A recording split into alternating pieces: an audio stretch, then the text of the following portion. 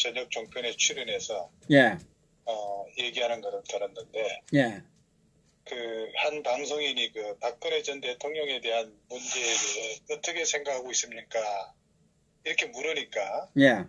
오세훈이 그 답변하기를 이 바깥에서도 그런 질문을 많이 받았고 예. 또 자한당 내에 초재선 의원들을 많이 만나봤지만은 이제 한결같이 박근혜 대통령 문제는 묻어두고 가자. 덮고 넘어가자. 개 같은 소리 하고 하니. 역사에 맡기자. 이제 미래를 향해 나갈 때다. 그렇게 말하면서 최순실에 대한 국정농단 운운하는 것을 보면서 정말 분노하지 않을 수 없었습니다. 이렇게 저런 사고를 가진 놈이 햇불당에 당권에 도전하겠다고 출사표를 던졌는지 참 알 수가 없죠. 제가 그 얼마 전에 나경원이 원내대표 되던 날 햇불당이 해야 될 그 첫 과제는 통곡의 벽을 만들어 지지하는 국민들이 함께 참여하는 참여와 반성의 계기로 박근혜 대통령 탄핵의 매듭을 푸는 것이라고 말한 적이 있죠. 예. 예, 이것이 풀리지 않고는 자한당이 국민적 지지를 받는 것은 맹년하청이다라는 그런 전제 말씀을 드린 걸 기억하고 계실 겁니다. 오늘날의 그 공산주의자, 좌파가 설치는 서울을 만든 책임이 전적으로 오세훈한테 있습니다. 사실 보수의 몰락은 오세훈의 실기에서부터 시작되었다고 볼 수가 있어요. 그런데 이 햇불당은 어찌해서 이런 배신자와 비겁자들을 받아들여 보수를 괴멸시키려 하고 있는지 분노하지 않을 수 없습니다. 오세훈이 시장 사퇴하고 박원순과 안철수가 시장 양보 쇼를 한 게 좌파가 양지에서 설칠 수 있게 된 바람의 시발점이었다. 저는 그렇게 봅니다. 맞습니다. 저도 그렇게 예. 생각합니다. 그 당시 그 서울시 의회가 좌파에 장악당하고 있어 시장 역할 수행에 좀 어려움은 있었겠죠. 그러니까 싸우지 않고 핑계거리 하나 만들어서 도망갔다고 볼 수밖에 없습니다. 지금 야당이 필요한 사람은 이 못된 오세훈 같은 그런 샌님이 아니라 아스팔트 위에서 싸울 투사가 필요한 그런 시기입니다. 맞습니다. 예, 100마디 말을 해도 변명에 불과합니다. 이 서울시장을 헌시장처럼 버려서 서울을 지금처럼 개판으로 만든 장본인이 사죄하는 마음으로 살아도 시원치 않을 마당에 무슨 명목으로 정치에 나서 이 당권에 도전하겠다는 그런 생각을 하고 있는지 알 수가 없죠. 정말 오늘 방송을 보면서 너무나 오만방자하고 국민이 뽑아준 서울시장 자리를 무인지경에 박원순한테 시장 자리를 물려준 객기와 만용이 머리 꼭대기까지 치솟아 오른 자가 아니겠습니까? 맞습니다. 예, 게다가 거짓과 선동으로 만들어진 주사파들의 사기 탄핵에 앞장서서 자당의 대통령을 탄핵시킨 탄핵 역적들과 동조해서 바른정당이라는 배신당에 갔으면은 거기서 뼈를 묻어야 정상 아닌가요? 이 조류 수준의 친박 일부들이 원조 친이 트로이 목마 정진석을 좌파로 오인해서 원내대표로 밀어붙여 질서 있는 조기 퇴진 당론을 하루아침에 탄핵으로 몰고 가도록 하고 회색 기회주의자 정우택을 밀어 서청원, 최경원의 당권을 정지시키고 당규까지 날치기 변경하면서 홍준표를 대선 후보로 급조하고 말이죠.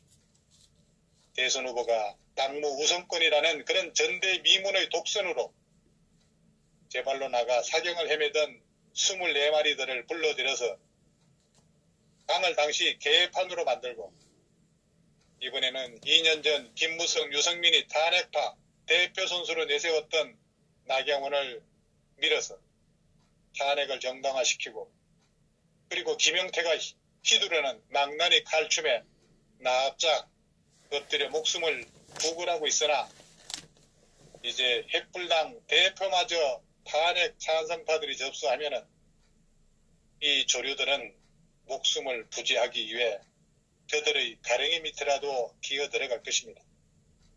그리고 김병준, 김용태가 당장 친박 10명에서부터 20명을 치겠다고 겁박하는데 나경원이가 하나도 뭉치자면 뭉쳐지겠습니까? 엊그제 그 국회 운영위에서 임종석과 조국 불러다 놓고 나경원이 그 하는 꼬라지 보세요. 야당의 원내대표라면은 저격수들을 모아놓고 전략도 좀 세우고 역할 분담도 하고 송곳 질문을 통해서 미꾸라지가 빠져나가지 못하도록 진두지휘를 했어야 했는데 그 미꾸라지들한테 대래 명분만 주는 꼴을 만들고 말았습니다. 그 운영이 속기록을 오늘 좀 잠깐 보니까 말이죠. 예. 이양수라고 하는 그 어리벙벙한 그 국회가 조국한테 박영철 비서관 감찰하실 건가요? 이렇게 묻더라고 보니까요. 그러니까 조국이 제가 확인해 보겠습니다. 감찰 대상인지 확인하겠습니다. 조국의 입장에서는 여당 의원처럼 이렇게 행복한 답변을 유도하니까 얼마나 이 쓰레기 햇불당을 조국이 우습게 보겠어요. 세상에 부패하다는 정보를 보고 받았으면은 그걸 엄밀히 조사해야지.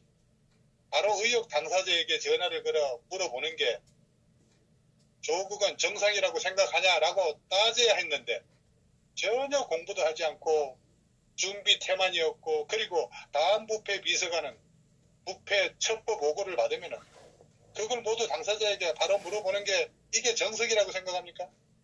이렇게 반문하면서 몰고 갔어야 시청하는 국민들이 한호할 거 아니었겠어요? 나경원은 이런 덩신들 옆에 넉넉히 앉아서 말이죠. 과연 이 붉은 물이 정권과 맞서 싸울 수 있단 말입니까? 그리고 요즘 그 TV조선 이것이 정치다라고 하는 프로 오늘 저녁에도 제가 봤습니다만은 거기에 그 더불당 상근 그 부대변인이 출연을 합니다. 원래 그 프로에 여당의 대변인이 나오면 절대 안 되는 프로입니다. 방송에는 그런 정치인이 나오면 안 되죠. 현직 정치인. 그렇다면 다른 당 대변인도 함께 출연해야 되는 거죠. 이게 방송의 형평성 아니겠어요? 예. 그렇다면 우선 TV조선도 문제지만은 이 프로가 장수 프로인데 그래 야당을 이끌고 있는 이 나경원이가 입도 빵긋하지 않고 있으니까 그런 프로가 버젓이 지금 장수하고 있는 겁니다. 아니 상대가 아무 말도 안 하니까 방통위도 제재를 안 하는 거 아니겠어요? 나경원 같이 이런 미숙한 자가 보수를 다 말아먹게 하고 있는 겁니다. 그 정치를 보는 눈이 있어야죠. 나경원이 이끌고 있는 햇불당 거대 월척을 요리 방법을 몰라서 썩혀버리고 있는 겁니다. 그리고 나경원은 정치적 훈련이 전혀 되어 있지 않는 여자예요. 그동안 꽃길만 걸었던 얼치기 기운밖에 제 눈에 그렇게 보이질 않습니다. 얼굴 표정부터 바꿔야 합니다. 이 신재민 사무관발 게이트를 하나의 사건식으로 끌고 가면 절대 안 됩니다. 큰 그림을 그릴 줄 알아야죠. 말투도 어조가 달라져야 합니다. 너무 약하죠. 연설도 약하고 논리도 약하죠. 이건 조원진 대표나 전희경 의원처럼 말을 또박또박 끊고 찍어서 해야죠. 이건 누가 잘했냐 하면은 지난번에 제가 말씀드렸습니다만은 히틀러가 아주 잘했습니다. 그래야 힘이 들어갑니다. 이 햇불당은 왜 보수의 민심이 떠났는가 그 이유를 제대로 알아야 합니다. 이것은 인적 문제로 내적으로 발생한 반국가적 반역자의 등장과 반당적 반역자의 등장입니다. 이명박이 적을 치지 않고 공존하겠다고 살려줘서 영신같이 지 자신도 구속 수감되어 이제는 돌이킬 수 없는 나락으로 떨어지고 말았습니다. 문제는 앞을 내다볼 능력도 없는 당내 반역자들이 촛불, 용공, 종북자들과 합작해서 탄핵에 찬성함으로 건전한 민주사회를 공산, 인민사회로 만들었습니다. 소위 저들이 노래하던 인민재판사회로 정권을 강탈한 것입니다. 탄핵에 가담한 반역자들을 모두 추방, 척결하지 않으면 돌아선 민심이 되돌리기는 불가능합니다. 지기고화를 막론하고 탄핵에 가담한 자들을 모두 척결해야 합니다. 이때가 마지막이라고 생각하고 때를 놓치지 말고 마지막 반역자까지 발본 세권에서 반역자의 그림자를 모두 지워야 합니다. 자, 이 문제 여기까지 하고